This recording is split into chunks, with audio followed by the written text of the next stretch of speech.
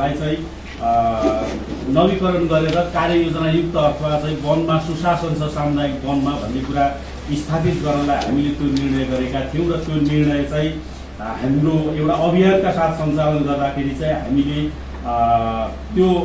निर्णय चाहिँ लगभग 93% सामुदायिक वनको चाहिँ अहिले बागमती प्रदेशका 93% सामुदायिक वन चाहिँ कार्ययोजनायुक्त भएका छन्। त्यसै गरी हामीले यसै अवधिमा दिगो वन व्यवस्थापन कार्यविधि संशोधन तथा कार्यान्वयनको काम गर्यौँ। हेटौडाको सडक विस्तारका क्रममा प्रभावित घरबाट निस्किएका काठहरूको स्थानान्तरण तथा व्यवस्थापन कार्यविधि निर्माण गरेर स्वीकृत गरियो। यसमा चाहिँ के छ भने अघिल्लो अवधिमा चाहिँ आफ्नो पुरानो घरको काठहरू अन्यत्र ट्रान्सपोर्टेसन गर्न नपाउने थियो, त्यसलाई सहज गर्नलाई हामीले त्यो खालको गर्यौँ। र यसै अवधिमा हामीले चाहिँ सरकारी भवनमा स्वदेशी काठको प्रयोगको प्रवर्धनको नीति अवलम्बन गर्यौँ। र यही क्रममा सबैभन्दा महत्त्वपूर्ण काम भनेको चाहिँ वनको नीतिगत रूपमा सुधार हो। त्यो नीतिगत सुधारका लागि चाहिँ प्रदेश वन ऐन 2076लाई चाहिँ समयानुकूल परिवर्तन गर्न हामीले संशोधन तयार गर्यौँ र त्यो संशोधनले चाहिँ धेरै कुराहरू चाहिँ जनताका पक्षमा कामहरू भएका छन्। जस्तो मैले त्यसका के उदाहरणहरू दिन चाहन्छु। मैले यो ब्रिफमा मात्रै, जस्तो चाहिँ यसअघि चाहिँ यो सामुदायिक वनहरूले चाहिँ काठहरू लिलाम गर्दाखेरि चाहिँ कटान गरेर मात्रै लिलाम गर्ने प्रवृत्ति थियो र त्यसले गर्दाखेरि चाहिँ काठहरू चाहिँ काटेर चाङ्लाउँदा त्यो चाहिँ त्यसलाई स्टोरेज गर्दा गर्दै चाहिँ समय भड्किने र कुहिने त्यो समस्या देखेर हामीले चाहिँ यो वन ऐनमा चाहिँ त्यो रुखहरूलाई चाहिँ खडा रुखै लिलाम गर्ने, अहिलेको साइन्स एन्ड टेक्नोलोजी अनुसार चाहिँ सिङ्गो रुखै तलको फेदको आधारमा चाहिँ क्युबिट निकाल्न सकिन्छ, त्यसरी त्यो खडा रुखै लिलाम गर्ने त्यो कुरा पनि हामीले वन ऐनमा व्यवस्था गरेका छौँ। त्यसै गरी यसभन्दा अगाडि चाहिँ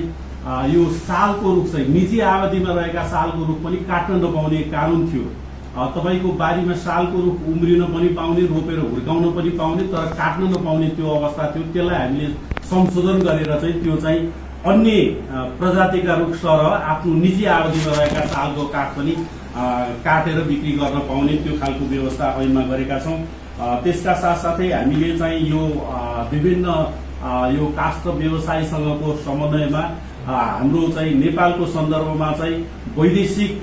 सालका काठहरू आयात हुने, त्यसपछि युपिभिसी र एल्युमिनियम स्टिल स्ट्रक्चरले चाहिँ बढी चाहिँ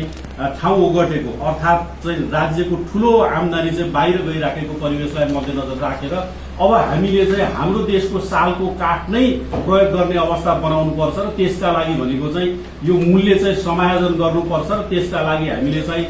यो अब उपरान्त यो ऐन पास भइसके पछाडि चाहिँ हामीले सालको काठको चाहिँ अधिकतम बिक्री मूल्य तोक्ने त्यो कुरा पनि हामीले चाहिँ ऐनमा व्यवस्था गरेका छौँ। त्यसका साथसाथै यो वातावरण संरक्षण ऐनमा चाहिँ मैले यहाँलाई अलिकति के कुरा राख्न चाहन्छु भने विगतमा चाहिँ यो 2074 पछाडि चाहिँ प्रदेश सरकार निर्माण भयो, वन तथा वातावरण मन्त्रालय पनि भयो, तर अहिलेको अवधिसम्म आउँदाखेरि वन मन्त्रालय मात्रै चलेको, वातावरण मन्त्रालय नचलेको पाइयो र जम्मा जम्मी सिर्फ वातावरण हेर्ने चाहिँ एकजना मात्रै स्टाफ भएको हुनाले अब आगामी दिनमा चाहिँ यो वन मन्त्रालय मात्रै होइन वातावरण मन्त्रालय पनि चल्नुपर्छ भनेर हामीले चाहिँ वातावरणमा चाहिँ डेडिकेटेड टिम तयार गर्ने र हामीले प्रस्ताव चाहिँ अरू थप वातावरण हेर्ने 3टा कार्यालय स्थापना गर्ने गरी प्रस्ताव गरेका थियौँ। यद्यपि यो अहिलेको चाहिँ खर्च कटौतीका कुराले त्यसलाई गरिएन। यद्यपि हामीले चाहिँ अहिले महाशाखाको रूपमा स्थापना गरेर चाहिँ यो संरक्षणको चाहिँ कामलाई अगाडि बढाउने, जसरी हाइड्रो पावरहरूले चाहिँ जग्गा शोध भर्ना दिनुपर्ने, त्यसमा वृक्षारोपण गर्नुपर्ने जस्ता कुराहरू चाहिँ अलिक भद्रगोल भएको, अर्थात् वातावरणको सेक्टर चाहिँ अलिक कमजोर भएको हुनाले त्यसलाई चाहिँ अगाडि बढाउने यो रूपबाट हामीले अगाडि बढाएका छौँ। यसको साथसाथै हामीले चाहिँ सामुदायिक वनलाई सुदृढीकरण गर्ने, समूह बाहिर काठ बिक्री नगर्ने। अब यो कार्ययोजना नवीकरणमा पनि साना सामुदायिक वनको र ठुला सामुदायिक वनको पनि एउटै खालको प्रक्रिया भएको हुनाले कार्ययोजना नवीकरण हुन नसकेको अवस्थामा हामीले चाहिँ समूहमा मात्रै चाहिँ घाँस दाउरा अथवा काठको बिक्री वितरण गर्ने, अन्तर बाहिर नजानेलाई चाहिँ संक्षिप्त कार्यविधि 5 पाने चाहिँ कार्ययोजना निर्माण गरेर अगाडि लाने र त्यसरी चाहिँ सहज रूपमा चाहिँ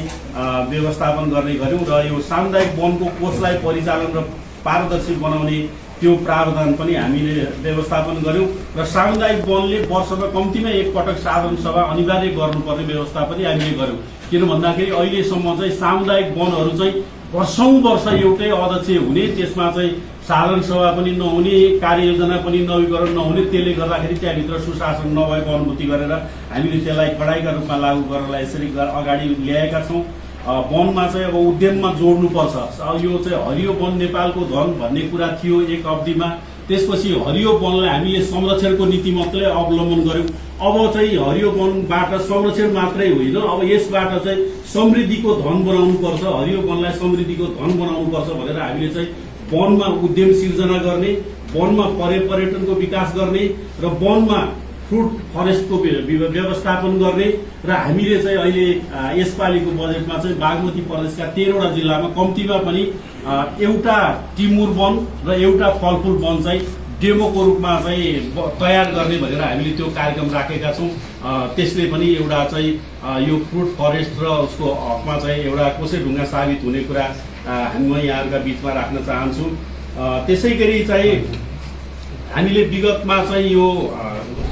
तयारी काठहरू चाहिँ उत्पादन भइसके पछाडि त्यसलाई ओसार पसारमा एउटा ठूलो खालको समस्या थियो र हामीले चाहिँ अब जुन फर्निचर कारखानाहरूले चाहिँ अथवा जुन समिलहरूले चाहिँ त्यस्ता झ्याल ढोकाहरू उत्पादन गर्छन् उनीहरूले चाहिँ आफ्नो लगत स्टक प्रमाणित गरिसकेपछि कर बिजकका आधारमा चाहिँ ट्रान्सपोर्टेसन गर्न सक्ने त्यो व्यवस्था पनि हामीले ऐनमा गरेका छौं। यसका साथसाथै यो पुराना काठहरू ओसार पसारमा सहजता गरेका छौं र अनि यो वन्यजन्तु र जैविक विविधता संरक्षणका लागि कृषिमा हानिकारक वन्यजन्तु घोषणा गर्न तथा तिनको व्यवस्थापन गर्न सकिने व्यवस्था हामीले गरेका छौं र विभिन्न संस्थामा चाहिँ हामीले यो जडीबुटी खेतीको कुरालाई पनि अगाडि बढाउने त्यो प्रक्रिया अगाडि बढाएका छौं र हामीले यसै बीचमा चाहिँ विभिन्न नीतिगत संवाद र एकदम सम्मेलन समेत गर्यौं। हामीले वन तथा वातावरण जलाधार सम्बन्धी प्रादेशिक गोष्ठी गर्यौं। बागमती प्रदेशमा कबियती वनको गोष्ठी गर्यौं। प्रथम सालक संरक्षण सम्मेलन गरेर हामीले माडी घोषणा पत्र जारी गर्यौं र सालकलाई चाहिँ बागमती प्रदेशको चाहिँ यो महत्त्वपूर्ण जन्तुको रूपमा घोषणा गर्ने यसलाई चाहिँ त्यो पनि हामीले गर्यौं र यसकै साथसाथै वनलाई चाहिँ यो पर्यटन र साहित्यसँग पनि जोड्नुपर्छ भनेर हामीले चाहिँ पर्या महोत्सव पनि गर्यौं र सामुदायिक वनमा अब युवाहरूको प्रतिनिधित्व हुनुपर्छ। सामुदायिक वन चाहिँ खालि युवाहरूको प्रतिनिधित्व भएन, चाहिँ बुढापाकाले मात्रै यो ओगटे भन्ने खालको प्रश्न उठिसकेपछि हामीले चाहिँ युवाहरूलाई पनि अब सामुदायिक वनमा जोड्नुपर्छ र उनीहरूलाई उत्पादन र रोजगारीमा सिर्जना गर्नुपर्छ भनेर हामीले त्यस्ता कामहरू अगाडि बढायौं र यसअघि पनि मैले भने हामीले 37 बुँदे प्रतिबद्धता पत्र जारी गरेर त्यसमा कार्यान्वयन गरेका छौं। हरित अर्थतन्त्र उद्यम जस्तो जडीबुटी, सीताके च्याउ, मिनरल वाटर, दुना टपरी, फर्निचर तथा पर्यटन प्रवर्धन कार्यक्रम, निजी तथा कौलियती वन प्रवर्धन र हामीले चाहिँ नेपालकै पहिलो चाहिँ सन्ध्याकालीन सफारीको चाहिँ तयारी गरेका छौं। हामीले चितवनको बरण्डाभार संरक्षण क्षेत्रभित्र चाहिँ यो डेमा सफारी त दिँदै थियो, तर चाहिँ त्यहाँका पर्यटन व्यवसायीको अनुरोध अनुसार चाहिँ हामीले साँझमा पनि चाहिँ यो सफारी सम्भावना छ भन्ने कुरा फिजिबिलिटी स्टडी गरेर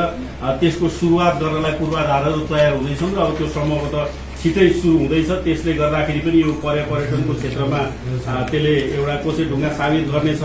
र हामीले चाहिँ अर्को एउटा महत्त्वपूर्ण कुरा के गरेका छौं भने यस आबमा चाहिँ यो महत्त्वपूर्ण चाहिँ यो उत्पादन हुने बिरुवा उत्पादन हुने चाहिँ यो रुखको रूपमा चिनिएको बोधिचित्त र रुद्राक्षलाई प्रवर्धन गर्न यो चाहिँ हामीले यो महाभारत क्षेत्रमा जुन अल्टिच्युडमा चाहिँ यो चिमाल एरियाको अल्टिच्युडमा हुने बोधिचित्त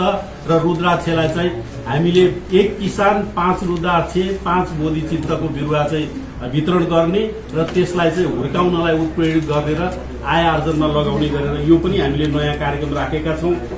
त्यसैगरी हामीले